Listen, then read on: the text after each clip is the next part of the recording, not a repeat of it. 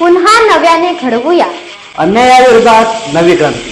स्वराज दर्शन आपल्या हक्काचे news channel.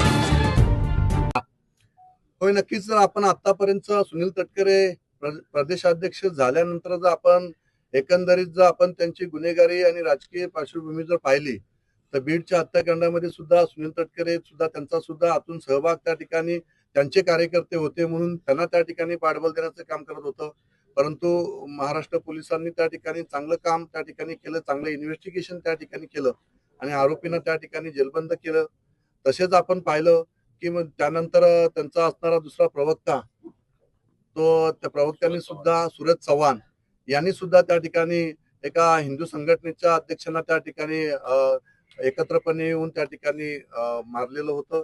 त्याच्यात सुद्धा त्यांना तात्पुरते त्यांना त्या ठिकाणी हे करून दाखवलं की त्यांना सस्पेंड करण्यात आलं.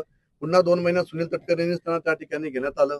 इथे सुद्धा आज जे काही हत्याकांड एवढं मोठं घडलेलं आहे आणि एवढं मोठं हत्याकांड घडलं असताना सुद्धा अशा पद्धतीचं जाहीरपणे पाठबळ देणं आणि अशा पद्धतीने मैं हूं डॉन या गाण्यावर 5 दिवस झाले असताना 8 दिवस झाले असताना डान्स करणं हे खऱ्या अर्थाने म्हणजे मानवी जीवनाला काळिंबा फासणारी गोष्ट सुनील तटकरेंच्या माध्यमातून या ठिकाणी होत आहे. आणि म्हणून अशा लोकांवर संपूर्ण महाराष्ट्रातना, रायगडमधून नव्हे तर महाराष्ट्रातना यांच्यावर बहिष्कार, यांचा निषेध या ठिकाणी जाहीरपणे त्या ठिकाणी केला गेला पाहिजे असं मी या ठठिकाणी जाहीरपणे सांगतो. धन्यवाद. Sir Hindi sir Hindi sir एकच. मंगेश कालोखे यांची हत्या ही राष्ट्रवादीच्या कार्यकर्त्यांनी त्या ठिकाणी केलेली आहे. राष्ट्रवादी सुद्धा सत्तेमध्ये या ठिकाणी सहभाग आहेत. त्यामुळे राष्ट्रवादी दबाव तंत्रांचा वापर पोलीस प्रशासनावर त्या ठिकाणी करत आहे. पोलीस प्रशासनाने अतिशय योग्य पद्धतीचा तपास आतापर्यंत त्या ठिकाणी जे प्रत्यक्षदर्शी असणारे आरोपी आहेत ते त्या ठिकाणी अटक करण्यात त्यांना आलेली आहे. परंतु जे प्लॅनिंग मधले असणारे हे जे आरोपी आहेत ह्यांना प्रत्येक वेळेला ह्या गोष्टीची सवय लागलेली आहे की अशा पद्धतीने पडद्याआड राहून हे कृत्य करायचं आणि मग समोर मात्र दुसरे आरोपी त्या ठिकाणी दाखवायचे. आपण जर पूर्णपणे पोलीस इन्व्हेस्टिगेशन जर आपण पाहिलं तर आपल्या लक्षात येईल की मंगेशला मारणारे प्रत्यक्ष आरोपी जे होते त्यांनी तोंडाला मास्क त्या ठिकाणी लावलेले होते, रुमाल बांधलेले होते आणि त्यांचं प्लॅनिंग असं ठरलेलं होतं की प्रत्यक्षात मारायला सुपारी मधले असणारे आरोपी जे मुस्लिम समाजाचे 3 आरोपी होते किंवा अजून दुसरे 2 आरोपी आणि रवी देवकरचा मुलगा असे 5 आरोपी प्रत्यक्षदर्शी त्या ठिकाणी सीसीटीव्ही मध्ये आपल्याला मारताना दिसत आहेत. परंतु प्रत्यक्षात त्यांना सीसीटीव्हीच्या अगोदर मंगेशला मारलाय आणि सीसीटीव्हीच्या अगोदर मारणारे आरोपीपैकी इथले स्थानिक असणारे चव्हाण असतील किंवा बाकीचे जे आरोपी आहेत हे सगळे आरोपी जे आता 12 आरोपी अटक केलेले आहेत यातले आरोपी सुद्धा मंगेशला मारण्यासाठी त्या ठिकाणी होते. मग त्यांनी प्लॅनिंग त्या ठिकाणी केलेलं होतं. काही वकिलांकडनं त्यांनी सल्ले त्या ठिकाणी घेतलेले होते की मारायला फक्त आम्ही राहू, हजर व्हायला स्थानिक आरोपी बरोबर घेऊन आम्ही हजर होऊ, अशा पद्धतीचा प्लॅन त्यांनी या ठिकाणी केलेला होता. परंतु पोलिसांनी योग्य असं इन्व्हेस्टिगेशन त्यांच्यामध्ये मारणाऱ्यांमध्ये त्या ठिकाणी केलं आणि हे सगळं सत्य त्या ठिकाणी उघडकीस त्या ठिकाणी आणलेलं आहे. परंतु हे आपल्या निदर्शनात या ठिकाणी येत असताना जे मुख्य आरोपी प्लॅनिंग मधले आहेत त्यांना मात्र त्या ठिकाणी पोलीस प्रशासनावर दबाव तंत्रांचा वापर त्या ठिकाणी केला जात आहे म्हणून त्यांना त्या ठिकाणी अटक केली जात नाही असं आमचं म्हणणं आहे. पोलिसांनी प्रेस नोट मध्ये राजकीय वैमनस्यातनं हत्या झाल्याचा स्पष्ट उल्लेख केलाय, मात्र राजकीय आरोपी आजही मोकाट आहेत. यामागचं कारण तुम्हाला काय वाटतंय? याच्यामध्ये जे आरोपी आहेत त्यांना आपण पाहिलं की मागच्या वेळेला सुद्धा सुनील तटकरे कर्जतमध्ये आलेले होते आणि त्यांनी सुद्धा इन्व्हेस्टिगेशन पूर्ण झालेलं नसताना सुद्धा आमच्या ह्या दोन्ही लोकांचा म्हणजे भरत भगत आणि सुधाकर घारे यांचा काही सहभाग त्या ठिकाणी नसेल असं त्या ठिकाणी जाहीरपणे सांगितलेलं होतं. परंतु पोलीस इन्व्हेस्टिगेशन मध्ये हे क्लिअर त्या ठिकाणी आलेलं आहे की 23 ते 26 तारखेपर्यंत 12 कॉल त्याची त्या ठिकाणी भरत भगतचे त्याचे झाले आहेत आणि भरत भगत सुद्धा रेकॉर्डवरचा गुन्हेगार आहे. मग हे सगळे गुन्हे झाले असताना आरोपी खोपोलीत कोणाच्या घरी गेले नाही, दुसऱ्या कोणाच्या घरी गेले नाही, सर्वसामान्यांच्या कोणाच्या घरी आश्रयात गेले नाही, भरत भगतच्याच घरी का गेले? तर ह्याचं सुद्धा आपण पोलीस प्रशासनाने याचं इन्व्हेस्टिगेशन करून आज काय प्रत्यक्ष त्या ठिकाणी प्रत्यक्षदर्शी सीसीटीव्ही मध्येच भरत भगत पाहिजे का, सीसीटीव्ही मध्ये सुधाकर घारे पाहिजे का, मगच त्यांना अरेस्ट केली जाईल का? तर हे सगळं पडद्यामागे असणारे हे सगळे होते. रवी देवकरची कधी हिंमत नव्हती, त्याच्या परिवाराची सुद्धा हिंमत नव्हती की मंगेश कालोखेच्या अंगावर हात टाकण्याची त्यांची हिंमत नव्हती. हे सगळं प्लॅनिंग करून त्यांनी प्लॅनिंग मर्डर केलेली आहे. यांना पैसे सुद्धा कोणी पुरवले याचं सुद्धा इन्व्हेस्टिगेशन या दोन्ही आरोपींना अटक करून करण्यात यावी अशी आमची मागणी आहे. सर, एकीकडे आपण आता राष्ट्रवादीचं नाव घेतलं, तटकरेंचंही नाव घेतलं आणि हत्या झाल्याच्या 5 दिवसानंतरच वर्षाअखेरला मुरुडमध्ये तटकरे हे मैं हूं डॉन ह्या गाण्यावर त्यांनी ताल धरला आणि त्याची भरपूर चर्चा झाली. काय नक्की प्रतिक्रिया आहे? आता हे तर संपूर्ण महाराष्ट्राच्या जनतेसमोर आहे की राज्यामध्ये शिवसेना, भारतीय जनता पार्टी, RPI, राष्ट्रवादी असा सत्तेमध्ये सहभाग आहे. सुनील तटकरे हे राष्ट्रवादीचे प्रदेशाध्यक्ष आहेत आणि आपल्या सत्तेतील असणाऱ्या घटक पक्षातील एका सहकारी पक्षाच्या नगरसेविका असणाऱ्या महिलेच्या पतीची हत्या राष्ट्रवादीच्या कार्यकर्त्यांनी केली असताना सुद्धा आपण पाहिलं की त्या ठिकाणी मुरुडच्या एका कार्यक्रमामध्ये सुनील तटकरे मैं हूं डॉन या गाण्यावर त्या ठिकाणी डान्स करत आहे. हा केवढा निर्लज्जपणाचा कळस हा सुनील तटकरेंनी त्या ठिकाणी केलेला आहे. ह्याच्यातूनच त्यांना त्या ठिकाणी दाखवायचं आहे की संपूर्ण रायगडवरचा डॉन मी आहे, महाराष्ट्राचा डॉन मी आहे, मला वरिष्ठांचा सत्तेच्या मध्ये असणाऱ्या लोकांचं पाठबळ आहे. हे तर सुनील तटकरे ह्या माध्यमातून दाखवायचं नाही ना. एवढी मोठी क्रूरपणे हत्या मंगेश कालोखेंची झाली असताना असं कृत्य एखादा प्रदेशाध्यक्ष असणारा, सिनियर मोस्ट असणारा सुनील तटकरे या ठिकाणी करतायत आणि मग ते आम्हाला सांगतात की आमदार आमच्यावर आरोप करतात, आमदार आमच्यावर आरोप करतात. अरे तुम्ही वागताय तसे. ही जर हत्या तुमच्या कुटुंबातली कोणाची झाली असती, तुमच्या एखाद्या कार्यकर्त्याची झाली असती तर तुम्ही अशा पद्धतीने नाचत बसले असते का? कार्यक्रम जरी असला तरी आपण त्या ठिकाणी भान ठेवायला पाहिजे हवं होतं सुनील तटकरेंनी. आपण त्यांना सगळेजण त्या ठिकाणी त्यांनी फक्त बोलतात आणि मग राजकीय परिपक्वता असणारं नेतृत्व म्हणून त्यांच्याकडे पाहिलं जातं. परंतु मी नेहमी सांगत आलेलो आहे की सुनील तटकरे हे कुटीरनीतीचा डाव खेळत असतात. अतिशय शूळ असणारा हा राष्ट्रवादीचा करप्ट असणारा, भ्रष्टाचारी असणारा हा नेता आहे आणि ह्याला काही त्या ठिकाणी पडलेलं नाही. सत्तेचा माज, भ्रष्टाचारातून पैसा कमवायचा आणि त्या पैशातून त्या ठिकाणी अशा प्रकारच्या हत्या घडून आणायच्या, हे सगळं काम त्या ठिकाणी होत आहे. आणि म्हणून सुनील तटकरे या ठिकाणी सुधाकर घारे आणि भरत भगत यांना वाचवण्यासाठी पोलीस प्रशासनावर त्या ठिकाणी दबाव आणण्याचा प्रयत्न त्या ठिकाणी करत आहेत.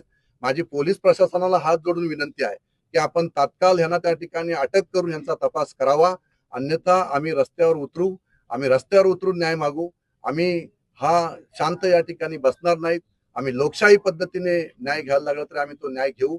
आम्ही मुख्यमंत्र्यांच्या दालनात जाऊन बसू, आम्ही उपमुख्यमंत्र्यांच्या दालनात जाऊन बसू. संपूर्ण मतदारसंघच नव्हे तर रायगडचे असणारे 3ही आमदार आणि संपूर्ण शिवसैनिक आणि सर्वसामान्य जनता ही आम्ही ठिय्या आंदोलन करून जोपर्यंत या आरोपींना अटक केली जात नाही तोपर्यंत आम्ही तिथनं हलणार नाही. सर जी, ओके सर रोल. 26 तारखेला माझा सहकारी मानसी कालोखे यांचा पती मंगेश अप्पा कालोखे यांची क्रूरपणे, निर्घुणपणे हत्या करण्यात आलेली आहे. त्यानंतर आज त्यांचं या ठिकाणी साईबाबा नगर खोपोली येथे उत्तर कार्य आज या ठिकाणी होत आहे. आज जवळजवळ 13 दिवस झालेले आहेत. मंगेश कालोखे यांची ज्या नराधमाने क्रूरपणे हत्या केलेली आहे त्या आरोपींपैकी आतापर्यंत जवळजवळ 12 आरोपींना अटक करण्यात आलेली आहे. मंगेश कालोखे यांची हत्या ही राजकीय वैमनस्यातून सुपारी देऊन करण्यात आलेली आहे. या हत्येमागे ज्या ज्या राजकीय नेत्यांनी प्लॅनिंग करून, सहकार्य करून मंगेशच्या हत्येमध्ये त्यांचा प्रत्यक्ष अप्रत्यक्ष सहभाग त्या ठिकाणी आहे ते परवा ज्या वेळेस सत्र न्यायालय पनवेल येथे पोलीस इन्व्हेस्टिगेशन ऑफिसर आयो यांनी सुद्धा कोर्टामध्ये त्या ठिकाणी सांगितलेलं आहे की ज्या आरोपींची नावे आम्ही या ठिकाणी मंगेश कालीकोरच्या परिवाराने आम्ही त्या ठिकाणी दिलेली आहेत त्यातील 2 आरोपी आतापर्यंत फरार आहेत. एक नंबर सुधाकर परशुराम घारे आणि दुसरा आरोपी भरत भगत. या आरोपींचा याच्यामध्ये मोठा सहभाग आहे हा पोलीस इन्व्हेस्टिगेशन मध्ये आलेले आहे. आपण पाहिलं असेल तर परवा कोर्टामध्ये आयोगाने दिलेल्या इन्व्हेस्टिगेशन रिपोर्टमध्ये 23 तारीख ते 26 तारखेपर्यंत रवी देवकर आणि भरत भगत यांच्यातील होणारं सातत्याने संभाषण आणि मंगेश कालोके यांची 26 तारखेला निर्घुणपणे हत्या केल्यानंतर आरोपीपैकी 2 आरोपी कर्जत तालुक्यातील असणाऱ्या भरत भगत यांच्या ग्रामीण भागातील असणारं जे घर आहे गाव अवसारे त्या घरी त्या ठिकाणी गेले होते. एवढा सबल पुरावा समोर असताना सुद्धा अजूनही पोलीस प्रशासन त्यांना त्या ठिकाणी अटक केली करत नाहीत. काल पनवेल सत्र न्यायालयाने स्पष्टपणे त्यांचा जामीन अर्ज अटकपूर्व त्यांनी केलेला तो फेटाळण्यात आलेला आहे आणि त्या ठिकाणी कोर्टाने असे आदेश दिलेले आहेत की कस्टडी घेऊन त्या ठिकाणी इन्व्हेस्टिगेशन करावं अशा सूचना कोर्टाने पोलीस प्रशासनाला त्या ठिकाणी देण्यात आलेल्या आहेत. तरी सुद्धा अजूनही पोलीस प्रशासनाकडनं या मेन आरोपींना त्या ठिकाणी अटक केली जात नाही. मंगेश हा सामाजिक बांधिलकी जपत काम करणारा माझा सहकारी होता आणि त्याची अशा पद्धतीने हत्या करून त्याचं हे परिवार आपण पाहताय की 2 मुली वैष्णवी आणि आर्या आणि आमची नगरसेविका मानसीताई हे संपूर्ण परिवार हा रस्त्यावर मंगेशच्या क्रूरपणे हत्येनंतर आलेला आहे आणि यांना न्याय देण्याचं काम सरकारच्या माध्यमातून मी त्या ठिकाणी मुख्यमंत्री उपमुख्यमंत्री आणि गृहमंत्री असणारे मुख्यमंत्री यांना सुद्धा आज मीडियाच्या माध्यमातून या ठिकाणी विनंती करत आहेत की अशा पद्धतीने लोकशाहीची हत्या या नराधमांनी त्या ठिकाणी केलेली आहे. एक लोकप्रतिनिधी निवडून आल्याचा राग विधानसभेला सुद्धा 2100 मताचा हायेस्ट लीड मंगेश कालोके यांनी साईबाबा नगर या परिसरातून दिलेला होता.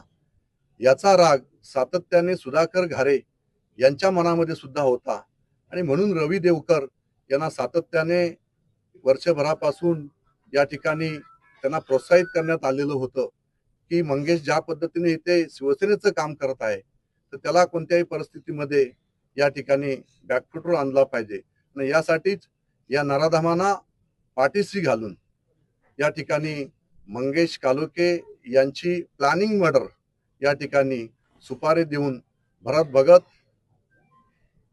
त्यानंतर रवी देवकर त्यानंतर सुधाकर घारे यांनी हे प्लॅनिंग या ठिकाणी केलेलं आहे. 20 लाखाची सुपारी रवी देवकरकडे एवढे पैसे आले कुठून? रवी देवकरला इलेक्शनला एवढ्या मोठ्या प्रमाणात फंड दिले कोणी? हे सारं काही प्लॅनिंग होतं. 2 महिन्यापासून हे प्लॅनिंग सुरू होतं आणि म्हणूनच आपण पाहिलं की ज्या दिवशी मंगेश कालोकेची हत्या झाली त्याच दिवशी 6 वाजता सुधाकर घारे एअरपोर्टला त्या ठिकाणी होता जेणेकरून सीसीटीव्ही मध्ये आपण आहोत हे त्या ठिकाणी दाखवण्याचा प्रयत्न त्या ठिकाणी केला. तिथून अहमदाबादला निघून त्या ठिकाणी गेला आणि या अशा पद्धतीने हे सगळं प्लॅनिंग मर्डर त्या ठिकाणी होतं आणि मग आतापर्यंत सुधाकर घारेची जर आपण गुन्हेगारी पार्श्वभूमी जर आपण पाहिली तर आपल्या लक्षात येईल की त्यांनी एका फॉरेस्ट ऑफिसरचा सुद्धा, फक्त घराला लागून फॉरेस्ट आहे आणि फॉरेस्ट ऑफिसरनी एक नोटीस काढली म्हणून त्या फॉरेस्ट ऑफिसरला त्याच्या स्वतःच्या गाडीने त्याला त्या ठिकाणी उडवलं आणि त्याचा मृत्यू झाला. आणि अशा पद्धतीने तो सुद्धा एक 302चा गुन्हा त्यावेळेस सुधाकर घारेवर दाखल आहे, 307चा गुन्हा दाखल आहे, 326चा गुन्हा दाखल आहे, खंडणीचे गुन्हे दाखल आहेत. अशा प्रकारे अनेक गुन्हे आतापर्यंत ह्या आरोपीवर त्या ठिकाणी दाखल आहेत. 2 नंबरचा आरोपी आहे भरत भगत, याच्यावर सुद्धा गंभीर गुन्हे त्या ठिकाणी आहेत. सुपारी मॅटर प्रवीण पाटील यांची सुद्धा सुपारी त्या भरत भगत यांनी दिलेली होती आणि त्याच्यामध्ये सुद्धा अरेस्ट त्यांना त्या ठिकाणी केलेलं होतं. आणि अशा पद्धतीचे गंभीर गुन्हे असणारे हे दोन्ही आरोपी राजकीय आशीर्वादामुळे आतापर्यंत त्यांना अटक होऊ शकलेली नाही. आणि म्हणून आज आम्ही या ठिकाणी संपूर्ण सरकारच्या, मुख्यमंत्र्यांच्या, गृहमंत्र्यांच्या, पोलीस प्रशासनाच्या निदर्शनात आणून देत आहोत की ज्या पद्धतीने कोर्टाने आदेश केलेले आहेत की यांना कस्टडी घेऊन यांचं इन्व्हेस्टिगेशन करावं, अशा पद्धतीच्या सूचना दिल्या असताना सुद्धा यांना अटक त्या ठिकाणी केली जात नाही. जे यांच्याकडे आतापर्यंत जे काही त्यांच्याकडे पुरावे असतील, जर हे आरोपी बाहेर राहिले तर हे सर्व पुरावे हे नष्ट करून त्या ठिकाणी हजर होतील. आणि मग आतापर्यंत जर आपण पाहिलं तर काय आरोपी अशा पद्धतीने सीसीटीव्ही मध्ये असेल तरच तो आरोपी होतो का? अशा पद्धतीचे प्लॅनिंग मर्डर करणारे हे जे आरोपी आहेत हे गुन्हेगार, हे रेकॉर्डवरचे गुन्हेगार आहेत. आणि ह्यांनी केलेलं जे कृत्य आहे ते घृणास्पद आहे. रेअरेस्ट ऑफ रेअर क्राईम अशा पद्धतीची क्रूर अमानुष हत्या मंगेश कालोखे यांची केलेली आहे. मंगेश कालोखे मृत्यू पडल्यानंतर सुद्धा त्याच्यावर वार करण्यात येत होते. आपण सीसीटीव्हीच्या माध्यमातून ते पाहतात, संपूर्ण महाराष्ट्र पाहत आहे, देश पाहत आहे. आणि अशा पद्धतीची हत्या झाली असताना सुद्धा अशा आरोपींना पाठीशी घालणं हे खरोखरच मानवी जीवनाला, समाजाला काळिंबा फासणारी आज गोष्ट या ठिकाणी घडत आहे. आणि म्हणून माझी पोलीस प्रशासनाला या माध्यमातून विनंती आहे की आपण हे दोन्ही आरोपी तात्काळ ह्यांना अरेस्ट करावी, यांचं इन्व्हेस्टिगेशन त्या ठिकाणी करावं आणि ह्यांना जेलबंद करावं. आणि ह्यांनी केलेलं जे कृत्य आहे यांना फाशीची शिक्षा या ठिकाणी होईल. मोकोको अंतर्गत यांच्यावर त्या ठिकाणी कारवाई झाली पाहिजे. हे सर्व अट्टल गुन्हेगार आहेत. आपण जर आरोपींपैकी जे मंगेशला मारणारे प्रत्यक्ष जे आरोपी सीसीटीव्ही मध्ये आपण पाहताय हे सर्व सराईत अट्टल गुन्हेगार आहेत. हे सर्व मुस्लिम असणारे काही आरोपी आहेत. यांनी ज्या पद्धतीने क्रूरपणे मंगेशची सुपारी घेऊन त्या ठिकाणी हत्या केलेली आहे, या हत्येमध्ये सगळ्यांचाच या ठिकाणी यांचा सहभाग आहे. आपण पाहिले असेल तर भरत भगत आणि रवी देवकर मध्ये 12 कॉल झालेले आहेत. त्याच्यानंतर घरी सुद्धा गेलेले आहेत. मग सातत्याने निवडणुकीमध्ये सुद्धा रवी देवकर, भरत भगत आणि सुधाकर घारे हे सुद्धा एकत्रपणे या ठिकाणी येऊन मोठ्या प्रमाणात या ठिकाणी पैशाचा सुद्धा बाजार त्या ठिकाणी करण्यात आलेला होता. तरी पण जनमत हे मंगेश कालोखेंच्या बरोबर होतं, मानसी कालोखेंच्या बरोबर होतं. आणि म्हणून लोकशाहीचा विजय या ठिकाणी झाला असताना तो विजय पचनी न पडल्यामुळे लोकशाहीची मंगेशच्या रूपाने हत्या करण्याचं काम या नराधमांनी या ठिकाणी केलेलं आहे. मी कालही सुद्धा उपमुख्यमंत्री शिंदे साहेबांना भेटलेलो आहे. मुख्यमंत्र्यांना सुद्धा आम्ही त्या ठिकाणी निवेदन आज त्या ठिकाणी देत आहोत की तात्काळ ह्या आरोपींना अटक करून मोकोको अंतर्गत त्यांच्यावर कारवाई करून यांना फाशीची शिक्षा झाली पाहिजे आणि हा खटला फास्ट ट्रॅक कोर्टामध्ये चालवण्यात यावा अशा पद्धतीचं आम्ही या ठिकाणी निवेदन आज डीजी साहेब असतील त्यांना, महाराष्ट्र पोलीस अधीक्षक त्यांना करणार आहोत, रायगड पोलीस अधीक्षक यांना सुद्धा आपण त्या ठिकाणी करणार आहोत आणि मुख्यमंत्री, गृहमंत्री, उपमुख्यमंत्री या सर्वांना त्या ठिकाणी आम्ही निवेदन या माध्यमातून या ठिकाणी देणार आहोत. आणि अशा पद्धतीने हे कृत्य ह्या खोपोली शहरामध्ये सुसंस्कृत असणारं माझं हे खोपोली शहर आहे. या शहरामध्ये अशी घटना ही कधीही या ठिकाणी याच्या अगोदर घडलेली नाही. आणि म्हणून अशा पद्धतीचं कृत्य खोपोलीचे सर्वसामान्य असणारी जनता, नागरिक हे यापुढे सहन करणार नाही. आणि हा अन्याय या परिवारावर जो झालेला आहे हा अन्याय सुद्धा आम्ही यापुढे सहन करणार नाही. आणि म्हणून आम्ही या ठिकाणी या प्रेसच्या माध्यमातून, या सोशल मीडियाच्या माध्यमातून, मीडियाच्या माध्यमातून, इलेक्ट्रॉनिक मीडियाच्या माध्यमातून संपूर्ण महाराष्ट्राला आणि गृहमंत्र्यांना या ठिकाणी आम्ही सांगतोय, पोलीस प्रशासनाला सांगतोय, आम्ही 2 दिवसाचा अल्टिमेटम आम्ही या ठिकाणी देतोय. 2 दिवसामध्ये जर हे दोन्ही आरोपी अटक करून त्यांचं इन्व्हेस्टिगेशन त्या ठिकाणी केलं गेलं नाही तर आम्ही पोलीस स्टेशनला संपूर्ण मतदारसंघाच्या वतीने, संपूर्ण खोपोली शहर असेल, माझा मतदारसंघ असेल, मी स्वतः असेल आणि संपूर्ण कालोखे परिवार त्या ठिकाणी असेल, आम्ही ठिय्या आंदोलन करून त्या ठिकाणी बसून राहू. जोपर्यंत आरोपीला अटक केली जात नाही तोपर्यंत आम्ही पोलीस स्टेशनहून हटणार नाही. चाहे त्यासाठी आमचं काही हो त्या ठिकाणी. जर असं राजकीय फक्त याच्यापोटी, राजकीय दबावापोटी जर या आरोपींना अटक केली जात नसेल, एवढं सगळं कोर्टामध्ये सुद्धा आणि कोर्टाने सुद्धा आदेश दिले असताना सुद्धा यांना जर अटक केली जात नसेल तर आम्ही लोकशाही पद्धतीने न्याय मागण्यासाठी रस्त्यावर उतरू.